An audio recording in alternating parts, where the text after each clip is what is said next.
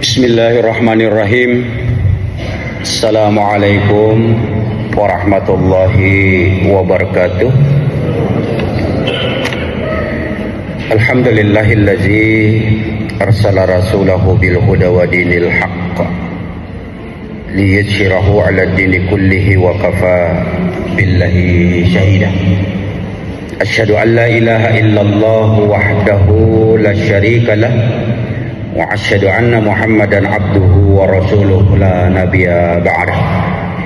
Allahumma salli ala Muhammadin wa ala alihi wa sahbihi wa mawala amma ba'du. Qala Allah ta'ala fi kitabil karim, a'udzu billahi minasy syaithanir rajim. Ya ayyuhallazina amanu taqullaha haqqa tuqatih wala tamutunna illa wa antum muslimun. Hadirin jamaah salat Isya dan tarawih yang insyaallah sama-sama dirahmati dan diberkahi Allah Subhanahu wa taala. Mari kita senantiasa memanjatkan puji syukur kita pada Allah yang dengan limpahan rahmat karunia hidayah petunjuk yang diberikan oleh Allah kepada kita sekalian, hingga alhamdulillah pada malam hari ini kita sudah memasuki hitungan keempat ya, dan kelima Ramadan 1447 Hijriah di tahun ini. Bersalawat kita kepada Nabiullah Muhammad sallallahu alaihi wasallam, perjuangannya, pengorbanannya, mujahadahnya Islam sampai kepada kita sekalian. Bapak Ibu jamaah salat Isya dan tarawih, puasa itu bukan sekedar menahan haus dan lapar. Dan rasanya mudah-mudahan kita udah sangat paham ini. Puasa itu tidak hanya sekedar menahan haus dan lapar, tapi juga kita dituntut, dikehendaki dan diperintah oleh Allah menahan segala sesuatu. Segala sesuatu itu berarti hal-hal yang dapat membatalkan atau setidak-tidaknya mengurangi nilai pahala daripada puasa itu. Al-Baqarah 183, mungkin para penceramah yang sudah terdahulu menyampaikan ayat ini juga. Ya ayyuhallazina amanu kutiba alaikumusiyam kama kutiba alal ladzina min qablikum la'allakum tattaqun. Redaksi ayat surah Al-Baqarah di 183 ini diawali Allah itu dengan kalimat seruan yang dikhususkan kepada orang beriman. Ya ayyuhallazina amanu. Allah tidak menyeru seluruh manusia untuk berpuasa, tapi kalau untuk menyembah Allah seru seluruh manusia, sebagaimana yang terdapat dalam Al-Baqarah juga di ayat 21. Ya ayyuhan nasu ubudu rabbakumul ladzi khalaqakum wallazina min qablikum la'allakum tattaqun. Ujungnya sama, agar kita bertakwa. Tapi penghususan ibadah puasa ini yang dipanggil dan diseru Allah itu ya ayyuhallazina amanu, kata Allah ya, yaitu orang-orang yang beriman.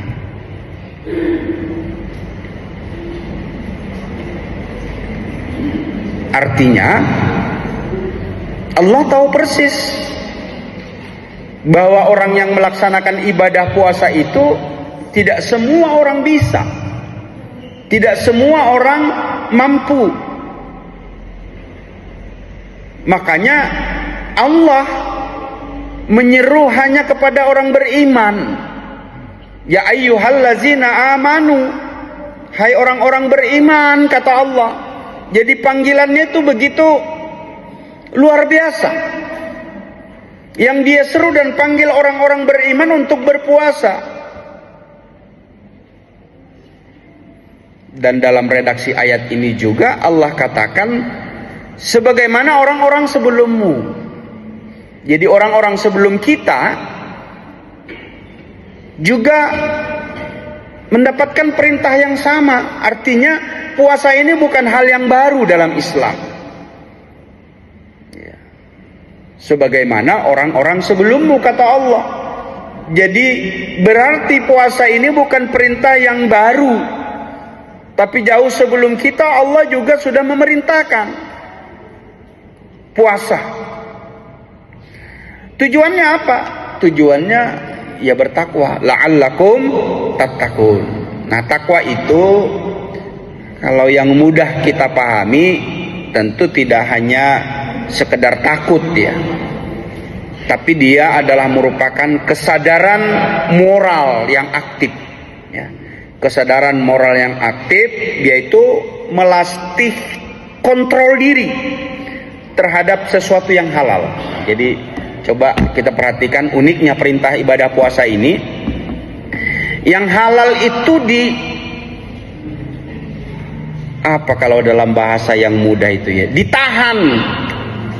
Jadi hal-hal yang halal itu kita dilatih oleh Allah untuk mengendalikan, menahan ya, kontrol diri. Padahal halal, makanan kita, minuman kita, pasangan kita halal dia. Tapi untuk pelaksanaan ibadah puasa dari masuk waktu subuh sampai nanti menjelang masuk maghrib, itu yang waktunya ya, terbit fajar dan terbenam matahari. Jadi kalau kita mudah untuk menerjemahkan kapan waktu puasa, ya waktu subuh sampai nanti maghrib. Kira-kira 11 sampai 12 jam lah kita untuk menahan. Jadi menahan yang dimaksudkan itu terkait makan dan minum dan segala sesuatu yang membatalkannya, itu bukan yang haram dalam kehidupan kita, tapi yang halal. Tetapi kenapa Allah memerintahkan untuk menahan sesaat saja? Dalam bulan Ramadan ini, sebulan kita melatih itu, menahan kepada hal-hal yang halal untuk kita tidak lakukan, untuk kita tidak makan, untuk kita tidak minum. Nah, Bapak Ibu yang dirahmati Allah Subhanahu wa taala, jadi kalau secara filosofis puasa itu, kalau bahasa orang Banjar, ekstremin eksistensial. Kita menguji siapa yang memimpin diri kita ini, iman atau syahwat, kesadaran untuk taat atau hawa nafsu ya. Karena yang memimpin kehidupan kita itu adalah ada dalam diri kita, fujuraha wa taqwaha. Jadi Allah siapkan sudah potensi dalam hidup ini, ada kecenderungan kita untuk berbuat keburukan dan kecenderungan untuk berbuat baik pun juga tersedia. Tinggal bagaimana kita memilihnya, tinggal bagaimana kita melakukannya. Maka puasa melatih kita untuk melakukan hal-hal yang baik, memenangkan takwa atas kekufuran, memenangkan takwa atas keburukan, memenangkan takwa atas tuntutan syahwat. Kenapa Allah memilih untuk kita menahan haus dan lapar dan syahwat? Karena makan dan minum itu menjadi kebutuhan dasar kita, menjadi kebutuhan dasar kita sebagai manusia. Termasuk di dalamnya adalah syahwat. Jadi kalau kita memperhatikan dari perintah Allah bagi orang-orang yang beriman ini, ya paling tidak ada beberapa dimensi yang dapat kita ambil. Di antaranya secara teologis dalam Al-Quran 183 itu, takwa itu bukan sekedar takut kepada Tuhan, tapi kesadaran moral, ya, kesadaran moral yang hidup seperti alarm batin kita, bahwa kalau belum waktunya kita makan nggak boleh makan, kalau belum waktunya minum nggak boleh minum, ya. Itu alarm yang dilatih oleh Allah selama di dalam bulan Ramadan ini. Nah, kalau secara spiritual, manusia ini kan mudah sekali dikendalikan oleh rutinitas biologis, ya. Makan saat lapar, ya. Minum saat haus, marah saat tersinggung, ya. Puasa inilah yang kemudian mengendalikan itu. Kata Rasulullah, kalau ada pemuda yang belum siap nikah atau kawin, berpuasalah. Artinya puasa itu perisai, kata Nabi. Perisai dari apa? Perisai dari segala sesuatu yang dapat membatalkan ibadah puasa. Perisai tentang keinginan makan, keinginan minum, perisai terhadap tuntutan syahwat. Maka di Ramadan, di dalam pelaksanaan ibadah puasa itu dikendalikan, dilatih, ya. Dan yang berikutnya secara sosial pasti, ya, akan berefek dengan ibadah puasa itu, karena kita puasa pasti lapar, haus.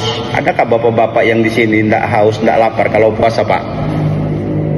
Ya, rasanya semua kita lapar, apalagi yang kena mah, ya, itu jam 8, jam 9 udah kriuk-kriuk perut, ya, lambung, ya, tapi ada obatnya, ya. Sebelum kita sahur dimakan dulu supaya tidak keroncongan di awal-awal atau di waktu pagi, ya. Nah, Bapak Ibu yang dirahmati Allah Subhanahu wa taala, maka puasa juga secara sosial akan berefek kepada manusia-manusia yang lain atau orang-orang lain, saudara-saudara kita. Maka kalau berpuasa itu tidak lagi melihat status sosial, mau kaya yang miskin, ya perintah puasa begitu dia merasakan iman, dia lakukanlah puasa untuk menahan haus dan lapar, dan termasuk di dalamnya mengendalikan sesuatu yang dapat membatalkan ibadah puasa. Pada saat kita semestinya marah tapi puasa, kita tidak akan marah. Kita akan mengontrol diri, menjaga agar puasa kita itu tetap bernilai di sisi Allah Subhanahu wa taala. Terus kenapa Allah wajibkan? Hukumnya kan wajib puasa itu, ya. Kenapa tidak sunnah aja? Karena kita manusia ini tuntutannya itu adalah komitmen. Bukankah kita tahu dalam kehidupan keseharian bicara tentang hukum, kalau sudah sunnah orang selalu berceloteh atau menganggap sesuatu, itu kan sunnah aja, ya. Makanya perintah ibadah puasa ini wajib. Supaya apa? Supaya ada komitmen kita sebagai orang beriman. Dan dipastikan begitu orang merasakan iman kepada Allah, iman kepada perintah, maka dia akan lakukan. Seberat apapun dia berupaya untuk melaksanakan yang namanya ibadah puasa. Lalu dalam pelaksanaan ibadah puasa, dia pun jaga, dia kontrol. Jangan sampai puasa yang dia lakukan sudah menahan haus dan lapar, lalu kemudian menjadi sia-sia. Tentu tidak demikian. Walaupun ada banyak orang, dikatakan Nabi, tidak sedikit orang yang berpuasa yang dia dapatkan tidak lebih dari haus dan lapar saja. Kenapa? Dia sudah menahan makan, dia sudah menahan haus, tapi dia tidak bisa menahan emosinya, tidak bisa mengendalikan amarahnya. dia kadangkala bohong, dia kadangkala gunjing, gibah, menghina dan lain-lain sebagainya. Nah, orang-orang seperti ini itu yang kata Nabi, tidak sedikit orang yang berpuasa itu tidak lebih yang dia dapatkan haus dan laparnya saja. Summa na'udzubillah, mudah-mudahan kita tidak termasuk orang yang hanya berpuasa yang mendapatkan haus dan lapar. Kita kepengen pahala di sisi Allah yang dijanjikan dilipat gandakan di dalam bulan Ramadan, yang tidak hanya kita melaksanakan ibadah puasa, tapi ibadah dan amal-amal yang lain pun juga dilipat gandakan oleh Allah Subhanahu wa taala. Nah, mumpung di awal Ramadan, mari sekali lagi kita perbaiki niat kita, luruskan niat kita bahwa ini perintah Allah. Jangan lupa setiap kita puasa besok kita sudah memulakannya dengan niat, ya, memulakannya dengan niat. Jangan sampai kita lupa untuk berniat, karena salah satu diterima dan tidaknya puasa kita itu adalah niat kepada Allah Subhanahu wa taala di dalam melaksanakan ibadah puasa Ramadan ini. Demikian Bapak Ibu apa yang dapat saya sampaikan, mudah-mudahan ada manfaatnya. Lebih kurangnya saya mohon dimaafkan. Wabillahi taufiq wal hidayah. Assalamualaikum warahmatullahi wabarakatuh.